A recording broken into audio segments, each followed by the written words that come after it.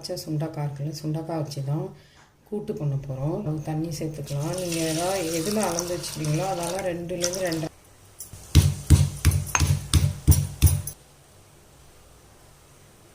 இது போல் நசுக்கிட்டு தண்ணியில் போட்டுக்கோங்க. வெங்காயத்தை சேர்த்துக்கலாம். தண்ணியில் சேர்த்து வச்சுருந்த சுண்டக்காவை அதில் சேர்த்து வதக்கிக்கலாம். 1 ஸ்பூன் அளவுக்கு உப்பு சேர்த்துக்கிறேன். நீ பருப்பை சேர்த்துக்கலாம். நான் 150 கிராம் பருப்பு சேர்த்துக்கிட்டு வச்சு வச்சுருக்க பச்சை மிளகா, தேங்காய், சீரகத்தை சேர்த்துக்கலாம். இப்போ மூடி போட்டு மூடி வச்சுக்கலாம்.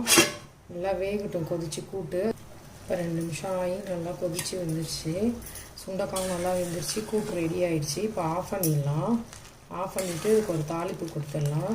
சுண்டைக்காய் உடம்புக்கும் ரொம்ப நல்லது. அயன் சக்தி அதிகமாக இருக்குது. இது எல்லாமே சுகர் பேஷண்ட்டும் இந்த மாதிரி சுண்டைக்காய் எடுத்துக்கலாம். வாரத்தில் 1 நாள் கண்டிப்பாக. உடம்பு தாளிப்பை கூட்டில் சேர்த்துடலாம்.